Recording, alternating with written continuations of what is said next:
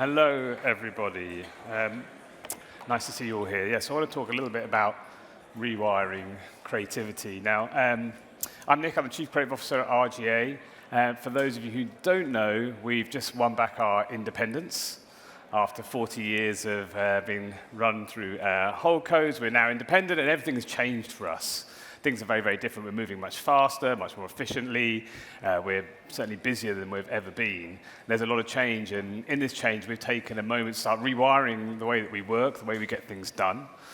At the same time, I think we're all aware that the industry is also rewiring as we enter into the intelligence age. So what I want to share is some of the things that we're doing, the way we're thinking about work and how we get work done. Perhaps kind of set a thought in your minds that the biggest existential threat to creativity is not perhaps just AI, it's perhaps how creatives are actually thinking about AI and how they can use it. In many cases, we're not running fast enough towards it, and that can be our biggest downfall. So quickly on RGA, for those of you who don't know, we've kind of been involved with all the big tech shifts that have happened over the last 40 years. Web, we built IBM's first ever website. We took Nike into the app mobile ecosystem world.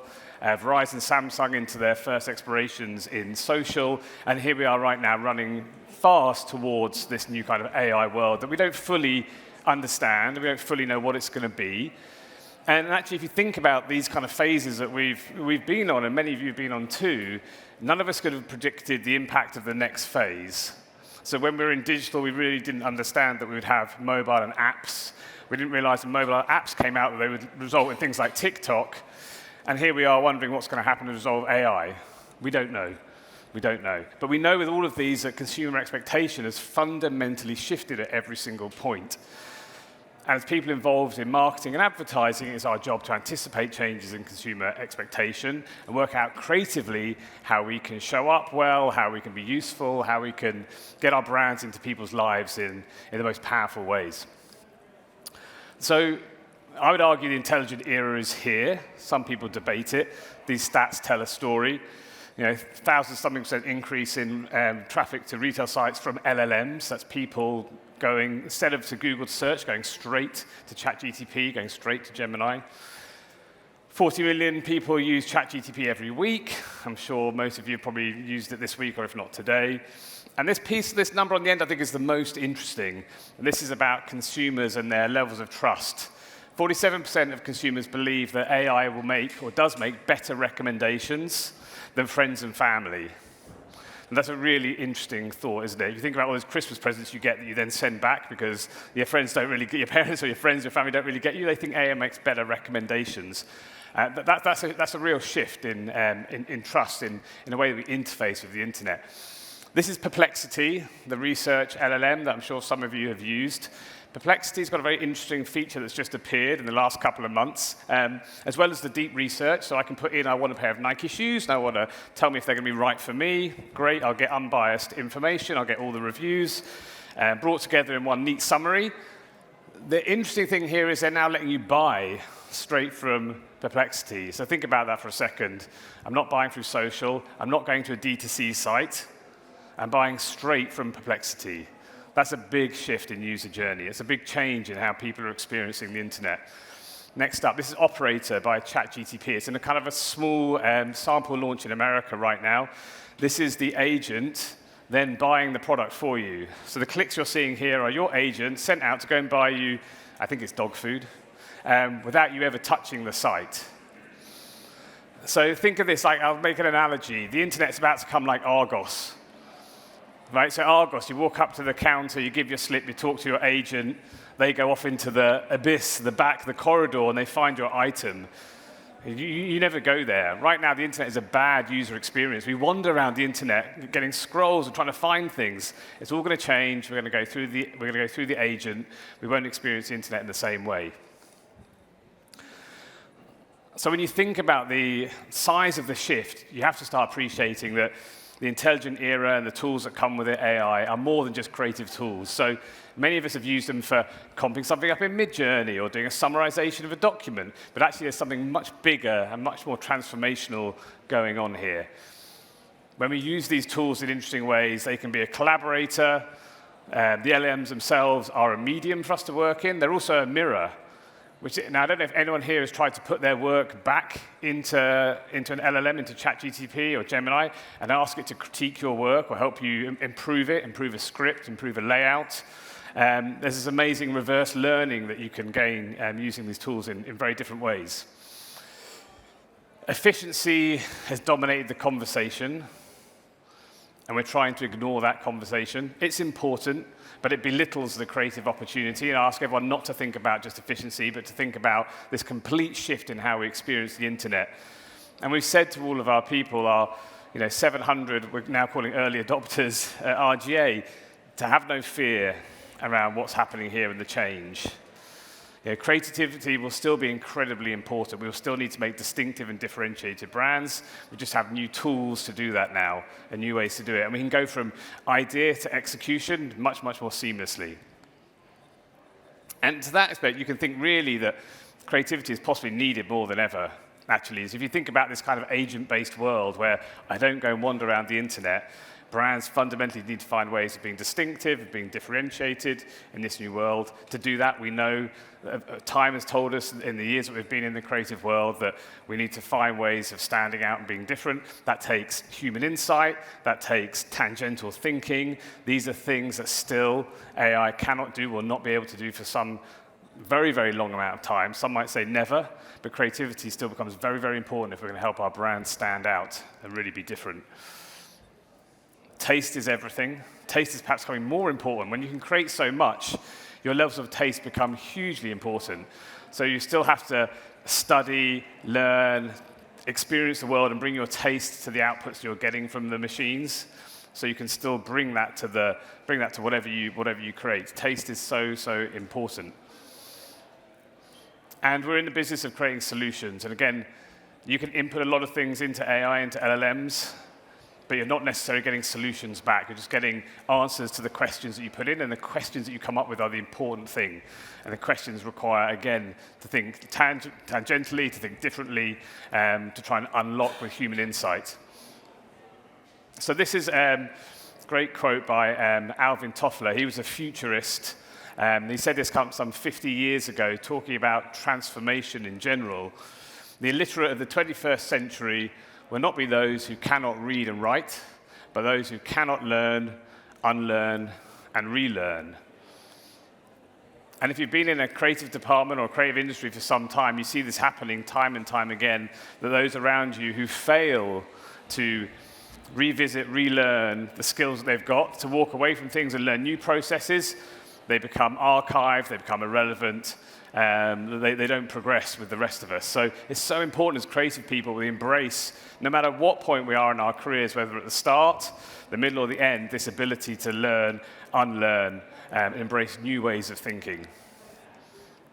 So this is a very scientific chart of what is the process of trying to learn something new. You'll know if you've experienced it. We start here in the let's go, we're really excited. We find a new tool, we're in the kind of the circle of absolute despair, the shit circle, whatever you want to call it here. You move out to this phase of believing you've totally got it. You collapse, oh no, I have no idea what I'm doing, and eventually you kind of get to mastery. What happens in our creative careers is that we're happy to do this early on, but as we progress, we stop doing it. We get comfortable in our craft, and we don't want to go through this process. And right now, I would suggest that's a very, very dangerous way to think. You need to be happy to go back into this swirl, to learn these tools, to push what's possible in order to get this state of mastery, to find out what is going to be next for this kind of agentic AI world that we're inevitably going to find ourselves in. So I said it's this process of being able to learn new things, but also importantly to unlearn the things that you already know.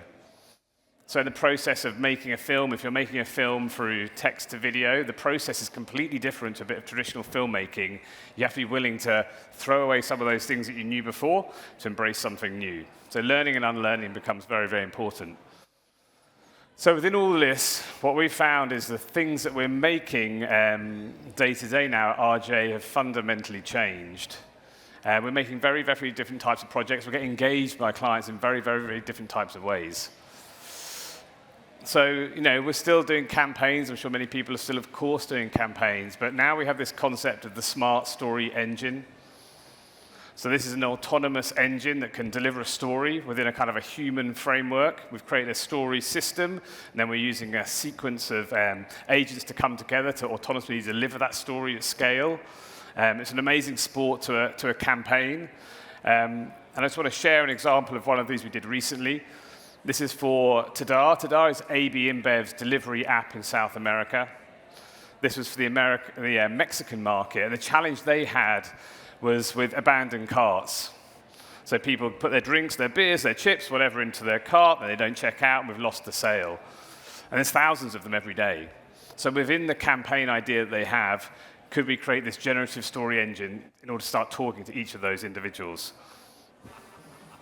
Abandoned Nights by Tada Delivery is a technical first, uniquely combining storytelling, design, and advanced AI to generate deeply personalized user experiences.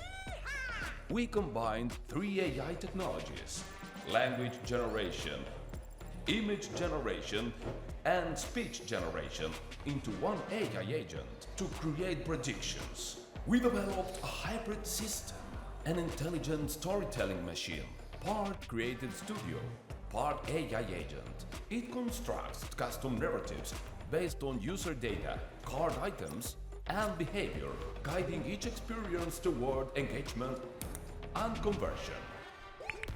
Pablo, what have you done, my friend? You left bags, Coronas, and Budweisers in your cart.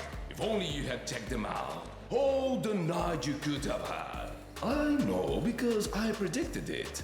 Yes, strap in, Pablo, because as you chilled with your pals in Condesa, you had an astonishing idea called the hamster drone. A fluffy, genetically engineered rodent that flies to your fridge, bringing you Coronas and opening the cap with its teeth. Completely integrated into Tada's tech stack, the storytelling engine manages quality, continually checking and self-healing its creations, so every user interaction feels crafted and unique. Knowing AI-generated content might stray from the brand, we used finely tuned LoRa models to ensure visuals and animations always match brand guidelines. We trained custom Spanish voiceovers using 11 labs to capture authentic dialogue. Sí, en español. Muy inteligente, ¿verdad? Finally, we assembled all the outputs into polished, personalized videos instantly using Imposium. We used animations and motion tracking for the dynamic elements, as well as dynamic timing for things like audio and video clips that had to be lengthened or shortened depending on what assets were generated. We then brought this all together to follow the original storyline and rendered a video within seconds, which was then sent through the CRM platform and onto the user. All this was done on demand and at massive scale. In a traditional setup, producing 50,000 personalized videos would have demanded over 1,000 hours of voice recordings, 165,000 custom images, 50,000 unique stories, and tens of thousands of hours of editing. A Herculean effort. Now, what once took weeks happens in under 10 minutes per video. So these highly creative story engines allow us to kind of deliver the brand at scale in really interesting, creative ways. We've moved away from PDF brand guidelines, you know, those terrible documents we used to make that would gather dust on shelves and no one would ever look at them. And we'd have these dynamic brand LLMs where we can train exactly how the brand should exist. We can look at tone of voice, not as kind of 3 words, but instead as something that's generated, actually created, rather than a brand book where we've got illustrations. Those illustrations could be created on the fly. So we now have these kind of living brands existing in a very, very different way, a very different kind of brand book that you work with, thinking more about character, memory, intelligence, and these kind of self-guiding principles, very different to the dusty book with 200 pages that we used to create. And we look at websites as adaptive interfaces, rather than the world of where you would just kind of have navigations and pages and this kind of one-way communication with the website. It's now much more integrated with talking. There's a dialogue going on. Things are getting delivered in whatever mode you want them, whether it's speech or summarized or shorter. You know, every website technically on the planet will get reworked over the next 5 to 10 years to be much more adaptive than it is right now.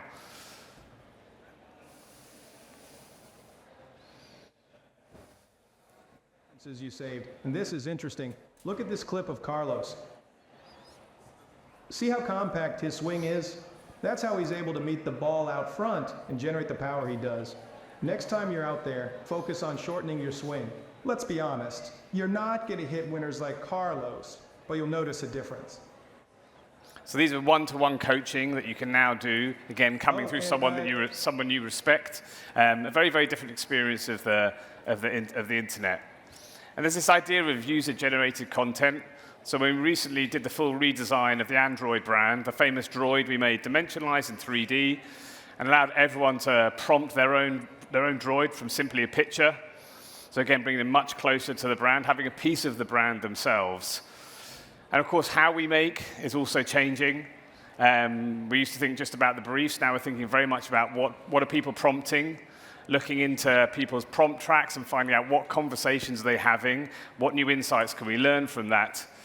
And everything now is a prototype. There's very little kind of loose concept we talk about. Everything we build and we take straight to the clients so they can understand how things are going to really exist, whether it's voice demos, clone demos, product representation. We can quite literally make them say whatever we want. Or even in whatever voice or language we want. Cette année, faites vos taxes avec TurboTax. Este ano, declare seus impostos com TurboTax.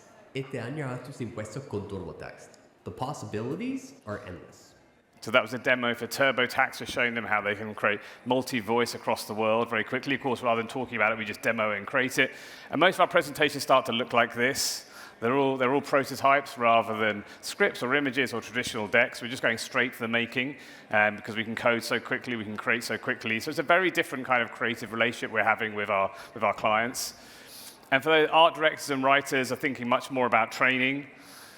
I want to give just a quick example here. This was the training flow for Tadar that I showed you just earlier. But I'll show you Google quickly and the Moncler partnership that we did. Google came to us and said, can you look at VO2 and push what's possible? Is it possible to tell a brand narrative, to create a brand story using the technology? We chose to work with Moncler, which was kind of daft because they've got the highest standards of any of our clients. We made our lives very, very difficult. But we went into a process over 4 weeks of going from script to final film. And one of the first things we needed to do was build a tool here. This is called ShotFlow. It allows for collaboration and consistency around the world, for people to be able to prompt together to get much higher fidelity outputs than you would get if you were just working solo or straight into the tools. So we built this, and this was the outcome.